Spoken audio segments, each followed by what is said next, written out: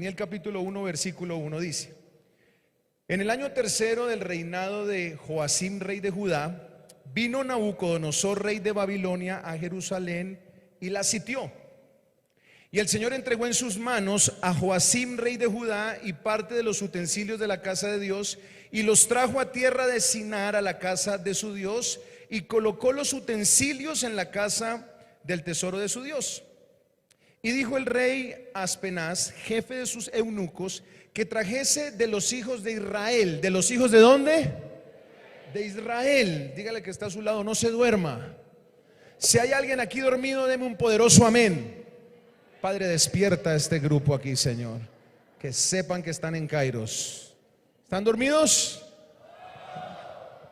¿De dónde se hizo la orden que se trajeran todos estos jóvenes? ¿De dónde?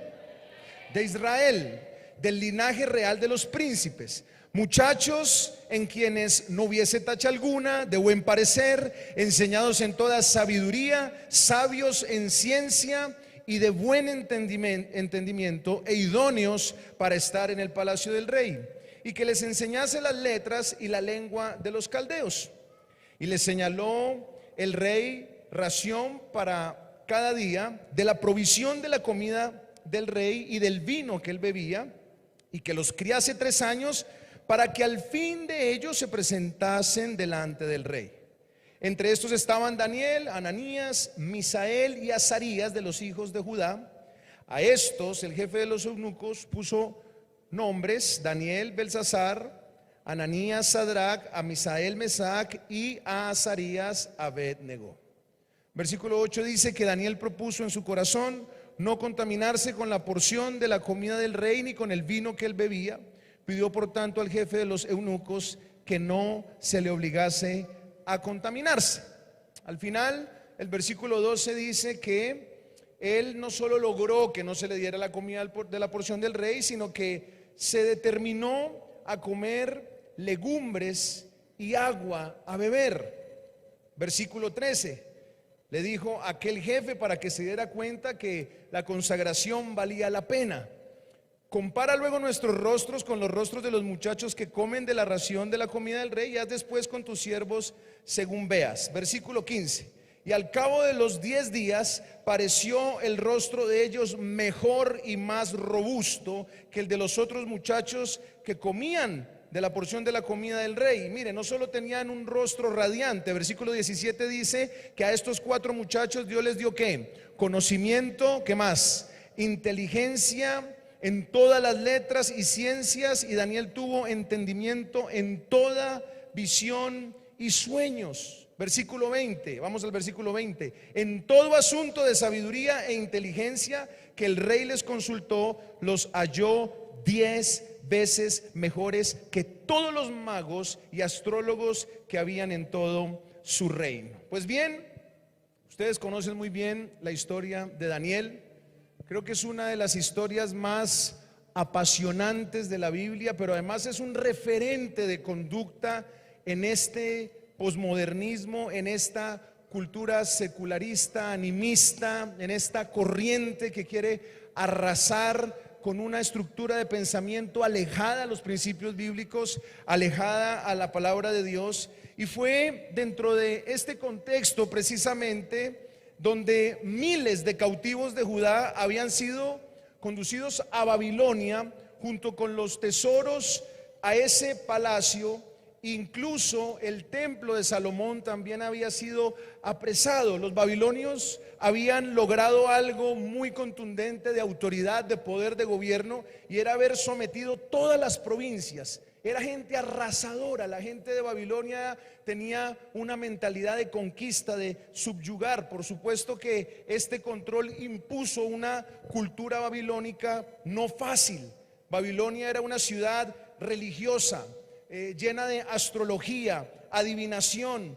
Tenían una capacidad de influencia robusta. Era una ciudad espectacular, era una ciudad imponente, superaba con creces cualquier otra ciudad, no solo por su poder militar, gubernamental, sino por su tamaño. Era como decir más o menos la ciudad más grande del mundo, más de 1000 hectáreas, que hacía que fuese un lugar imponente y fuese un lugar influyente. En medio de ese contexto complejo, Dios decide llevar a unos jóvenes que muestran una fe extraordinaria en Dios. Dios decide llevar unos jóvenes en medio de la más alta cúspide del poder ejecutivo babilónico, en donde estos 4 muchachos, Daniel, Ananías, Misael y Azarías, quienes habían nacido en ese diminuto estado de Judá, demuestran la fe genuina, demuestran el material del que estaban hechos, demuestran que ninguna cultura, que ninguna influencia, que ninguna corriente de este mundo los podía destraviar o extraviar de ese propósito, de ese llamado que Dios les había hecho precisamente por los principios con que ellos habían sido formados. Y no solo continuaron con su fe intacta, como lo vemos en distintos episodios que son históricos, cuando sonaron esa bocina y la orden apremiante era adorar esa estatua, cuando demostraron que no podían determinar miedo, angustia o incertidumbre en ese foso de los leones, y en muchas situaciones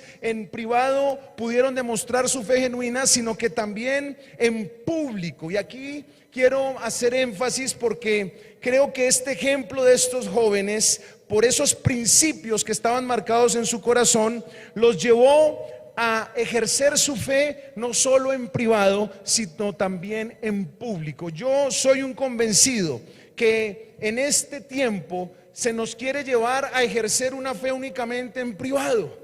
Es válido el cristianismo, la fe, los principios bíblicos en privado, pero cuando queremos sacarlo a lo público, ya pareciera que nos quieren restringir, como que nos quieren dejar únicamente para que podamos hacerlo dentro del templo. Estos muchachos dijeron: no, nosotros somos hijos de Dios en la iglesia y fuera de la iglesia, en el gobierno y fuera del gobierno. Llueve, truene, relampaguee, no negaremos su nombre. Somos hijos de Dios, somos linaje, somos judíos, tenemos la palabra en el corazón. Lo que aprendimos de niños, lo que aprendimos de jóvenes, lo que nos enseñaron en cuanto a la palabra y a la oración, lo vamos a demostrar públicamente. Y así fue que ellos fueron llevados allá a ese lugar estratégico de influencia por una palabra profética que había. Acompáñeme a Isaías capítulo 39, versículo 7. Eso es muy interesante verlo.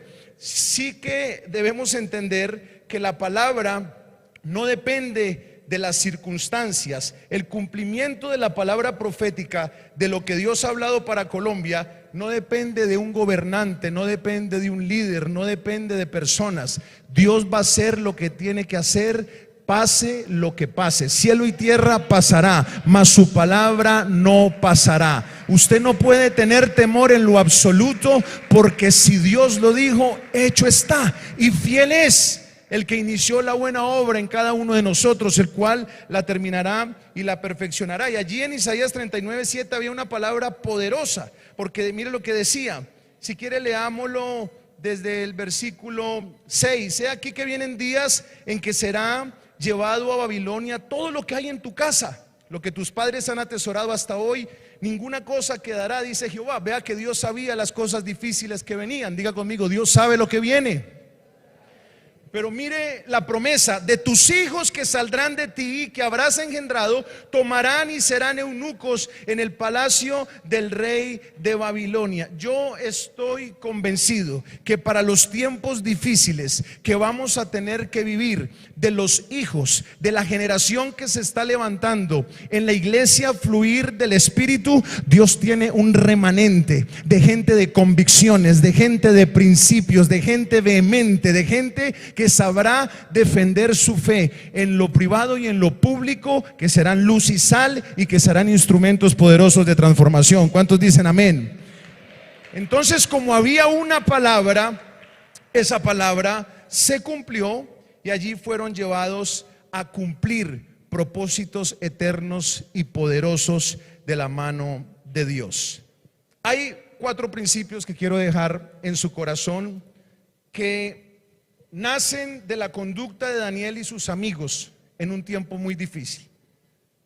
Creo que estos principios nos tienen que dar bases a los creyentes para volvernos discípulos y hacer lo que Dios nos envió a hacer. Discípulos porque tenemos que desarrollar la mentalidad de Cristo. Discípulos porque tenemos que hoy más que nunca caminar no por conveniencias, caminar por convicciones. Discípulos porque es tiempo de tomar la cruz. Discípulos porque es tiempo de defender lo que creemos y es tiempo de no atemorizarnos ni de amilanarnos por lo que las corrientes de este mundo quieren imponer en la forma de pensar, de actuar, de vestir, incluso de expresar nuestra fe. El primer principio lo veo en la vida de Daniel con mucha claridad. Número uno, si usted toma nota, todos nacimos con un llamado y con un propósito desde la eternidad. ¿Cuántos creen eso? Mire que la circunstancia era prevista por Dios. Luego entonces, si la circunstancia difícil era prevista por Dios, a Dios no se le sale nada. Dios ya tenía un plan de rescate. ¿Cuántos lo creen? Dios ya tenía una ruta de salvación. Lo poderoso de esto es que las respuestas de Dios para los tiempos de crisis fueron personas. Ten mucho cuidado cómo te relacionas con quienes te rodean, porque no te puedes imaginar que la gente que te rodea pueden ser las respuestas de Dios para este tiempo. La respuesta de Dios para esta crisis eran estos jóvenes. ¿Quién iba a pensar que estos jóvenes serían la respuesta para un momento tan difícil? El hecho de que fueran deportados esos descendientes de la nobleza a Babilonia, había una palabra que condicionaba esa situación de llegar a un momento estratégico, porque Dios lo había predestinado. Y mire que eso es lo que dice Efesios capítulo 1 versículo 4. Efesios 1:4 dice: según nos escogió en Él antes de la fundación del mundo. ¿Desde cuándo nos escogió Dios? Desde antes de la fundación del mundo. Dile al que está a tu lado: Dios ya te escogió. Hay muchas personas que no tienen la menor idea de las cosas poderosas que Dios va a hacer. Hay gente que tiene incertidumbre, que duda de su propósito, de su llamado, que cree que Dios usa al que está a la derecha, a la izquierda, pero que jamás los va a usar a ustedes. No se preocupen, he venido desde Rolandia a decirles: Dios los va a usar poderosamente. Prepárense, porque en los próximos días van a entender la razón por la cual Dios los ha venido pasando por procesos de desierto, de quebranto, de formación, de confrontación, para hacer cosas poderosas que ustedes jamás se imaginaron que Dios iba a hacer con ustedes. Por lo menos eso me pasó a mí y le va a pasar a usted. ¿Cuántos dicen amén? Él nos escogió desde antes de la fundación del mundo para que fuésemos santos, sin mancha delante de Él, en amor, habiéndonos predestinado para ser adoptados hijos suyos. Dentro del plan de salvación estaban estos jóvenes, instrumentos de Dios en tiempos de cautividad, en tiempos de idolatría, en tiempos de perversión. Y por eso es que el diseño de estos muchachos era conforme al tiempo que tenían que vivir. Ya Dios los había apartado. Yo estoy seguro que Dios te ha apartado, Dios te ha formado, Dios te ha entrenado. ¿Y cómo me ha entrenado? Con tu proceso particular de vida que has tenido hasta hoy, con tu proceso de formación, con el sufrimiento, con las lágrimas, con las temporadas de espera, con los fracasos, con los aciertos, pero te ha preparado más con los desaciertos, con los momentos de humillación, con los momentos de menosprecio. Nada de lo que ha pasado ha salido del control y de la voluntad de Dios. Todo lo que has vivido hasta hoy, sin que tú te hayas dado cuenta, te está llevando poco a poco, paso a paso, a lo que Dios va a hacer contigo. Porque a Dios le agradó y te apartó desde el vientre de tu mamá para hacer lo que vas a hacer en los próximos días y en los próximos años. Y por eso cuando usted lee también Eclesiastés capítulo 3 versículo 11, usted se da cuenta que en realidad ese plan de Dios ya estaba. Eclesiastés 3:11 dice: todo lo hizo hermoso en su tiempo y ha puesto eternidad en el corazón de ellos, sin que alcance el hombre a entender la obra que ha hecho Dios desde el principio hasta el fin. Todo ya lo hizo Dios. Alce su mano derecha al cielo y diga conmigo: todo ya lo hizo Dios. En la traducción lenguaje actual dice: Dios todo lo hizo en el pasado, en el presente, en el futuro, ya está todo listo. Y ahora el versículo 15 es como más confuso. Dice: aquello que fue ya es, y lo que ha de venir fue ya, y Dios restaura lo que pasó. ¿Cómo puedo traducir eso, pastor? Lo que Dios va a hacer en tu vida ya lo terminó. Lo que Dios va a hacer con tus hijos ya lo terminó. Lo que Dios va a hacer con tus generaciones ya lo terminó. Tú no eres un invento, tú no eres un accidente, tú no naciste por casualidad, tú naciste porque haces parte de un propósito poderoso en las manos de Dios. Tú eres una respuesta de Dios para este tiempo. Lo eres. Y eres esa respuesta a cientos y miles de oraciones que se han hecho por este país y por las naciones de la tierra. Las respuestas a esas oraciones eres tú. ¿Cuántos dicen amén? Entonces todos nacemos con un propósito y nacemos con un llamado desde la eternidad. Eso es lo primero que quiero dejarle en su corazón. Todos nacemos con un llamado y con un propósito desde la eternidad. En la vida de Daniel lo puedo ver. Lo segundo que quiero dejarle en su corazón es esto. Daniel me permite afirmar lo siguiente: el propósito de Dios o el llamado de Dios tiene dos objetivos. Y esto es muy importante. Dos objetivos. ¿Cuántos objetivos? Dos. Mire esto. ¿Cuál era la tradición judía en la formación de un niño, de un adolescente? Habían dos parámetros de formación que eran irreemplazables, innegociables. Una persona en la cultura judía tenía que ser formada en la palabra. Proverbios capítulo 22, versículo 6, si lo puedes poner allí en la pantalla. Proverbios capítulo 22, versículo 6. Esto era muy clave.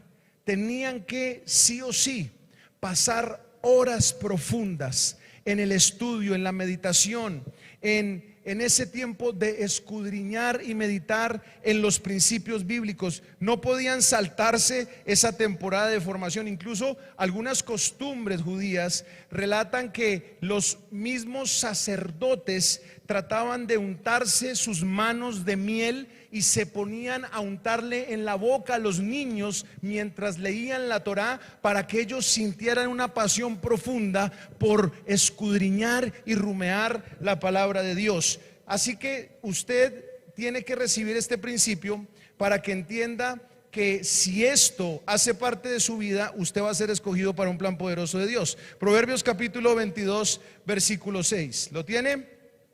Mire lo que dice, mire lo que dice. Instruye al niño en su camino, y aun cuando fuere viejo no se apartará ¿de qué? De él. Un niño tenía que tener clara la palabra de Dios, tenía que tener claros los principios de Dios. Eso era innegociable. Pero lo segundo es que tenía que tener una relación profunda con Dios. Lo segundo es la oración. En Deuteronomio capítulo 6, del versículo 5 al 9, lo vemos. Cómo los padres llevaban a los niños a relacionarse, no solo a entender la palabra, a relacionarse con ella. Por eso tenían que escribirla en las paredes, en los postes, en todo lado, porque esos dos parámetros se tenían que cumplir sí o sí. Entonces Daniel tenía todo para ser un poderoso ministro dentro del templo. ¿Cuántos están de acuerdo conmigo? Tenía palabra, tenía principios, tenía doctrina, tenía estructura y tenía una poderosa relación con Dios. Yo estoy seguro que el que tiene principios, palabra, doctrina y una poderosa relación con Dios está listo para servir en la iglesia como debe ser. ¿Cuántos dicen amén? Pero el contexto de la vida de Daniel no solo le permitió visualizar algo dentro de la iglesia. Ojo con esto que le voy a decir. Seguramente que la formación de Daniel le hubiera permitido ser un poderoso ministro dentro de la iglesia no más y hacer las cosas muy bien. Pero el contexto que vivió, escuchen bien esto, la situación que vivió, la crisis que vivió, lo sacó de las cuatro paredes del templo. Y por eso es que el llamado que Dios nos hace en este tiempo tiene dos objetivos. Número uno, a ganar almas sin parar para Cristo. ¿Cuántos están de acuerdo conmigo? Ese es el llamado redentor. Eso no podemos dejar de hacerlo. Tenemos que ganarnos a nuestros vecinos, a nuestros amigos, a nuestras familias, ganarnos hasta la suegra, a la tía, a la prima, a todo el que se le atraviese. Tenemos que predicar el evangelio porque es nuestra responsabilidad. Amén. El Señor nos dijo: id por todo el mundo, predicad el evangelio, haced discípulos. Bien, pero no solo podemos quedarnos ahí, porque por años únicamente nos enfocamos en ese llamado redentor. ¿A qué me refiero con llamado redentor? Salvación, ganar almas. Daniel me deja afirmar que no solo había una tarea dentro de ese plan de redención de ganar almas únicamente, sino que también había un mandato cultural. Diga conmigo: mandato cultural. ¿Por qué mandato cultural? Porque Dios lo puso a nadar contra la corriente. Dios lo puso en un contexto muy difícil, pero le había dado los principios, le había dado los mandamientos, le había dado la relación con Dios suficiente para mantenerse ahí. Daniel estuvo en Babilonia, pero nunca Babilonia entró al corazón de Daniel.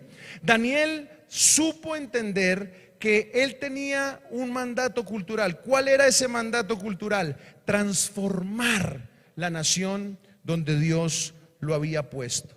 Por eso estos dos principios, cuando se juntan, hacen parte de ese llamado integral que Dios quiere hacer a tu vida hoy. ¿Cuáles son esos dos principios? Fuimos llamados a entrar en el reino de Dios, a ganar almas, pero después a extenderlo y a establecer el reino de Dios en la tierra. Y creo que eso es algo que los reformadores allí en la Reforma Protestante dejaron y rescataron, y lograron naciones más prósperas y lograron naciones más desarrolladas que hoy tenemos que rescatar y que hoy tenemos que abrazar. La cultura del reino tiene que ser establecida por ti y por mí. Dios tiene que usarte para cambiar hábitos en esa empresa donde Dios te puso. Dios tiene que usarte para cambiar hábitos en ese colegio donde das clase, en esa universidad donde estás, en esa empresa en la que trabajas, donde Dios te puso, donde Dios te estableció. Tienes que hacer dos tareas. La primera, ganar la gente que te rodea. La segunda, establecer la cultura del reino. ¿Cuántos están entendiendo hasta ahí?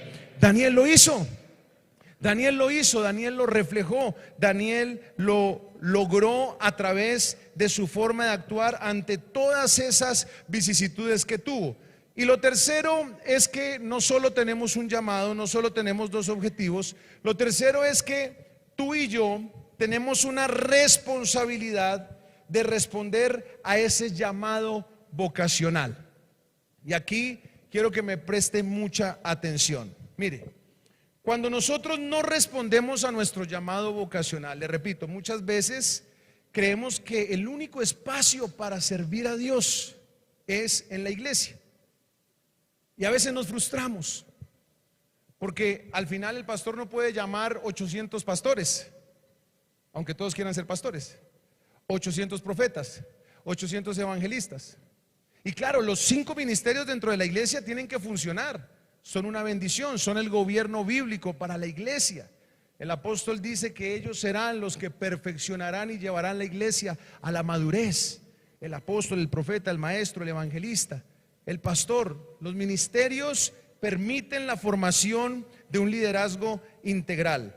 Pero los reformadores protestantes llevaron a la iglesia una reflexión. Parecía que la iglesia se había quedado con una tradición, con una costumbre de la iglesia tradicional, y es que había únicamente una vocación superior. Tenían más dignidad quienes estaban en el oficio del sacerdocio. El sacerdote o la monja, ellos eran como de más nivel, pero los carpinteros, pero los arquitectos, los diseñadores, los abogados estaban en otro nivel. La reforma vino a establecer un cambio de acuerdo a la palabra y les dijo: no, todas las vocaciones son poderosas para la extensión del reino de Dios. El pastor es fundamental, el apóstol también, el maestro también, el evangelista también. Pero yo también necesito un abogado estratégico que pueda ser el próximo magistrado de la corte para que detenga el genocidio más grande de la historia de la humanidad, que es el aborto. Yo necesito también gente estratégica que pueda funcionar en lugares donde mi reino tiene que venir, médicos que establezcan la cultura del reino, arquitectos que pongan la belleza en las ciudades del mundo. Necesito también empresarios que con la economía bíblica puedan invertir en los proyectos de reino y terminemos de comprar toda esta manzana para fluir del Espíritu. ¿Cuántos dicen amén? Yo necesito de todo. Vamos, alguien tiene que darle un aplauso a Dios. Dios como que lo va a usar a usted para terminar de comprar esta manzana. Pero esto que le estoy enseñando, un día me hizo clic en mi mente y en mi corazón. Y yo dije, aquí está parte de algo que yo no entendía. Claro, lo tengo. Y yo estaba en una disyuntiva porque yo me había formado como politólogo en la universidad. Y me apasioné tanto por el ministerio que yo dije, voy a dejar todo. Además que el maestro que tenía eso, mejor dicho, era el ejemplo fiel de que uno tenía que dejar lo que se le atravesara para servirle a Dios. Entonces yo un día dije, voy a dejar todo para servirle a Dios, y llamé a mi mamá y le dije, mamá, voy a ser pastor, estoy convencido, voy a ir a la iglesia del apóstol Marco, le voy a ayudar, y me voy con mi esposa. Y mi mamá me dijo, pero ¿y la carrera que estudió? Voy a tomar la cruz y voy a seguirlo. Todo eso es vanidad, yo solo voy a caminar en el llamado de Dios y eso no sirve para nada. Pero mi hijo, reflexione. Toda la platica que a ella le preocupaba era la platica, no era tanto que... Y dije, no, mamá, solo voy a servir dentro de la iglesia. Cuando vino la crisis, hoy hace 6 años, 10 de agosto, hoy hace 6 años, que nos conmocionó a todos, porque de pronto en su momento de educación salió un lineamiento como que el gobierno se metía en la forma como teníamos que educar a nuestros hijos, y todos reaccionamos. Respetamos profundamente las diferencias, pero a nuestros hijos los educamos los padres. ¿Cuántos están de acuerdo con eso? Entonces los creyentes se levantaron, católicos, cristianos, todo tipo de personas que expresaban la fe y que creían los principios. Salimos a marchar y empezó algo dentro de mí como pastor. Tú tienes que hacer algo. Yo te entregué dones, yo te entregué talentos, yo te formé, yo te di sabiduría, yo te di conocimiento. Yo estoy seguro que yo empecé a sentir lo que Daniel sintió cuando llegó cerca a este hombre de gobierno con una tarea estratégica. Yo estoy seguro que en los últimos años Dios ha puesto una inquietud en tu corazón. Yo estoy seguro que Dios te ha llevado a prepararte en algo. Con lo que has aprendido aquí en la iglesia, con la formación que has tenido, te has capacitado. Y te has interesado en aprender cosas que tú dices, yo no sé por qué estoy preparándome en esto, no sé por qué estoy estudiando en esto. Y empezó algo dentro de mí. No puedes quedarte con lo que te di únicamente adentro de la iglesia esperando que todo lo que hay afuera se derrumbe y se destruya. Y yo empecé a hacer unos análisis que quiero compartirle hoy. Ciudades muy cristianizadas, es decir, con iglesias en cantidades, pero con unas condiciones de pobreza, de drogadicción, de desigualdad muy profundas. Déjenme ponerles un ejemplo. Dallas, Texas. Los estudios dicen que el 20% de la población son cristianos. Hay iglesias sofisticadas, hay iglesias influyentes, hay iglesias de talla internacional y por supuesto un evangelismo tremendo que se expande incluso a través del mundo. Pero la ciudad está llena de delincuencia, enfermedad, desigualdad económica, injusticia racial, baja calidad de vida, índices de drogadicción e inmoralidad muy altos. Empecé yo a comparar, como a ver esos contrastes. África. Hay una región específica en el África que el 80% al sur del Sahara son cristianos, de las regiones más evangelizadas del mundo. Sin embargo, ¿el resultado cuál es? pobreza, enfermedad, violencia, corrupción, drogadicción, como que no tenía sentido. Norteamérica, muy similar. La religión, digamos, emblemática, tradicional allá es el protestantismo, pero una situación de inmoralidad, perversión, drogadicción, que no tiene que ver con lo que debería ser comparado con el crecimiento del evangelio. Subcontinente indio, Nagaland, otra región donde el 80% son cristianos, protestantes, evangélicos como usted y yo, pero la situación social deplorable. Colombia para el 2018 hoy también.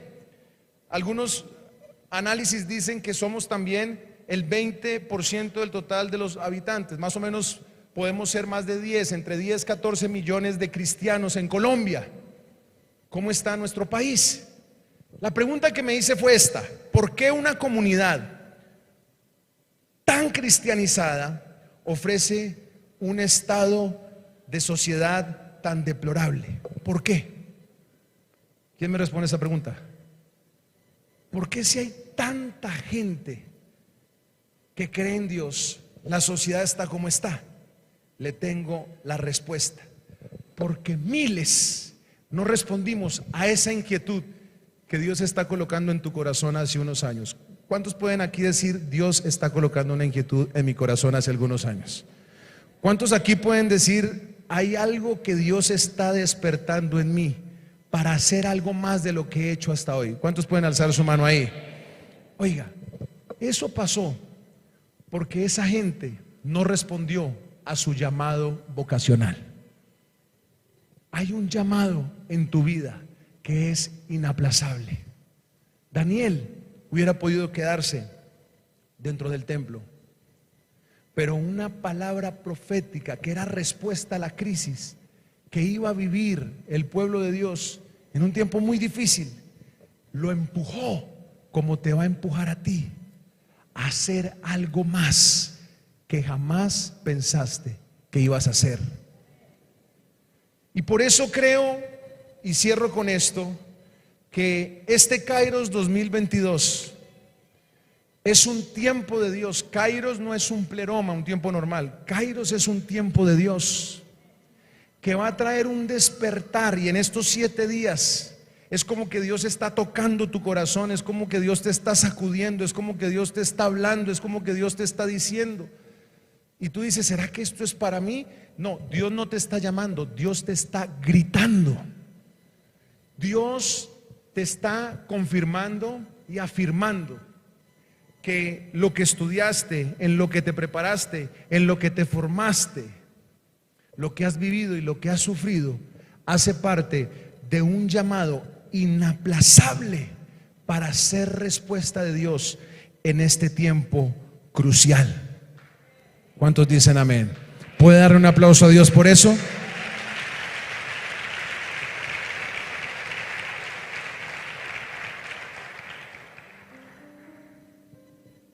Hay un llamado inaplazable que Dios va a confirmar hoy en tu vida. Y estaba yo con esa inquietud y nos reunimos 300 pastores en un salón en Bogotá. Yo era el que organizaba eso, porque siempre ha sido mi pasión servir. Yo he sido siempre un buen pocalucha, un buen servidor. Fui pocalucha de mi papá, fui pocalucha de mi apóstol. De los pastores de la ciudad soy un pocalucha. Me llaman casi todos los días, les atiendo todas las semanas. Me llama el pastor Ricardo, me llama el pastor Eduardo, me llama el pastor Andrés Colson, que tengo este problema con este predial, que tengo aquí, que tengo este evento, que esto, que lo otro, que... Me encanta eso, me encanta servir.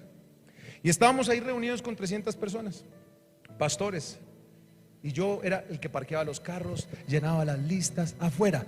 Déjeme decirle algo: los siervos que están allá parados afuera, los que me saludaron allá, ustedes son los más grandes de esta congregación. Dice la Biblia que si alguien quiere ser grande, tiene que ser primero ¿qué? El servidor. Y estando en esa reunión, con esa inquietud, por eso le digo que voy a hacer un llamado y van a pasar cosas muy fuertes en los últimos 5 minutos que tengo. Porque es un llamado donde Dios le va a decir: es el momento de resplandecer ya. esta palabra que traje es una confirmación de lo que Dios ya ha puesto en ti, como algo que ha estado inquietándote, algo que ha estado sacudiéndote. Cuando yo estoy ahí, están creo que los pastores más influyentes de Colombia, y viene un hombre de Dios y dice: en este momento el Espíritu Santo va a caer sobre unos pastores que Dios va a coger como a David. Estaban pastoreando su iglesia, ahora van a pastorear una nación. Y el Espíritu de Dios los va a tocar tan profundo y va a caer un fuego tan contundente, que ese fuego será como el fuego que recibió Moisés para dejar la angustia, la incertidumbre y la duda de que con todas las debilidades, un pasado difícil, una familia compleja, Dios podrá usarlos para transformar y ser instrumentos de bendición. Cuando ese hombre termina de decir eso, yo estoy aquí con un amigo, ustedes lo conocen, creo que él ha venido aquí, el pastor David Cañas, es otro hermano mayor mío. Entonces él molesta mucho, entonces estamos riéndonos, cuando yo veo que empieza a llorar y a llorar y a llorar, y yo: David, dejen la bobada, sea serio, ya se va a acabar la reunión. Y yo empiezo a mirarlo y yo empiezo a llorar también, y yo lloraba y lloraba y lloraba, y yo: ¿qué me está pasando? Y me empieza un fuego así que me quemaba la cabeza. Entonces yo dije: no, aquí está pasando algo, alguien me está echando fuego. Y de repente el pastor Miguel Arrazola allá tirado en una esquina llorando, el pastor Eduardo Cañas allá tirado llorando, el pastor Satirio allá llorando así, pero gritando en ese salón. Y yo dije: bueno, esto aquí no solo fue conmigo, estos siervos están gritando también. Y empezamos durante 45 minutos a llorar y a llorar y a llorar y a decir: Colombia, Colombia, te amamos, Colombia, no te vamos a dejar llevar a la cautividad, Colombia, eres la tierra, eres el faro de Dios, Colombia, tienes que ser bañada con la sangre de Cristo, Colombia, no le perteneces al secularismo, no le perteneces a la perversión, no le perteneces, no habrá ningún diseño como el de Venezuela que vendrá aquí. Y clamábamos y clamábamos y clamábamos, y yo cierro mis ojos y Dios me dice: no tengas temor, porque hay un llamado inaplazable y comienza hoy. Yo voy a empezar a hacer lo que tengo que hacer contigo. Yo iré delante de ti, quebrantaré puertas de bronce, cerrojos de hierro haré pedazos, y te daré los tesoros escondidos y muy guardados, para que sepas que yo soy Jehová tu Dios, quien te pongo nombre. Y llegué a mi casa convencido, hablé con mi esposa, hablé con mi familia, fui candidato al Senado, empecé a viajar por toda la nación, empecé a ser parte de proyectos de transformación muy poderosos en la nación. Después terminé en una lista al Consejo de Bogotá. Miles de hijos de pastores por años habían tratado de llegar a esa posición. Dios me agarró a mí, nadie me conocía, nadie sabía quién era yo. De un momento a otro, pum, me puso en una lista, quedé como concejal de Bogotá. Año 2020, se viene la pandemia, un gobierno lejano al nuestro. Dios me dice: vas a estar en la independencia porque te voy a usar, y te voy a usar de manera estratégica. Y Dios me da una gracia impresionante. Nunca pensé vivir la época que vivimos, de ver todas las iglesias cerradas. Y de repente yo voy, busco a la alcaldesa, le digo: alcaldesa, usted no puede dejar a la iglesia sin funcionar, sin actuar. La iglesia es un brazo social de transformación que no puede parar. Y me dice: no tengo ni la más mínima posibilidad de ponerle atención a eso, pero si usted lo pide, concejal, entonces yo voy a poner en los decretos que la iglesia pueda funcionar, que la iglesia pueda salir, que la iglesia pueda evangelizar. Firmamos los decretos del distrito, logramos un poco de cosas poderosas. La reapertura en Bogotá se abrió 2 años antes de que todas las aglomeraciones se abrieran. ¿Sabe por qué? Porque el llamado inaplazable que un día respondí me puso en ese momento para hacer cosas estratégicas. Logramos que el parqueo en vía en Bogotá fuera una realidad, para que los pastores pudieran tener sus vehículos al frente y no vinieran las grúas a llevarlo. Dentro del plan territorial, del plan de ordenamiento territorial, metimos toda una normatividad urbana que blindó el uso de suelo religioso en la iglesia. Logramos, ahorita me di una pelea durísima que oficializó el gospel en todas las localidades, y el otro año el gospel distrital. Y cuando vienen todas estas victorias, digo: wow, Dios tenía razón, había algo más. Lo único que yo tenía que decir era: heme aquí, Señor, envíame a mí. No se trata de mí, se trata de lo que vas a hacer a través de mí. Pero tuve que aceptar que tenía un llamado inaplazable.